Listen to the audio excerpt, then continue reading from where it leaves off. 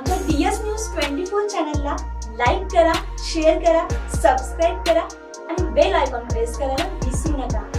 नमस्कार, मी अश्विनी पुरी, DS news 24 मध्ये आपल्या सर्वांचं स्वागत। बघणार आहोत बातमीचा सविस्तर आढावा।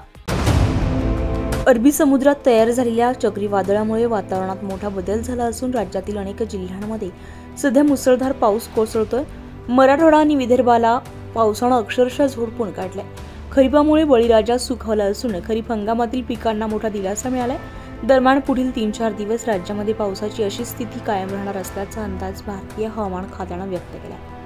आयएमडीच्या अंदाजानुसार बंगालच्या उपसागरामध्ये तयार झालेल्या कमी दाबाच्या पट्ट्यामुळे विदर्भातील नागपूर, यवतमाळ, चंद्रपूर, वाशिम, भंडारा आणि यवतमाळ जिल्ह्यामध्ये तुफान पावसाची शक्यता आहे। या जिल्ह्यांना पावसाचा रेड अलर्ट जारी करण्यात आला असून अतिदक्षतेचा इशारा देण्यात आला आहे। मुसळधार पावसाची शक्यता असल्यानं अतिदक्षतेचा इशारा देण्यात आलाय।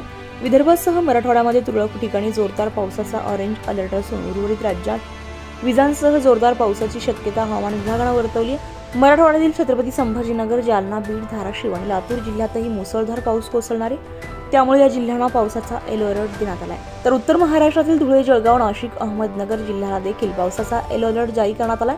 तिकडे कोल्हापूर, सांगली, सोलापूर जिल्ह्यातही पावसाच्या सरी कोसळणार आहे। रायगड, रत्नागिरी, पुणे, सातारा या जिल्ह्यांना पावसाचा येलो अलर्ट देण्यात आलाय।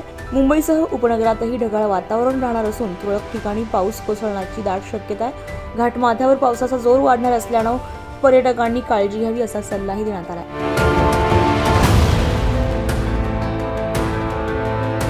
डीएस न्यूज 24 साठी अश्विनी पुरी, मुंबई।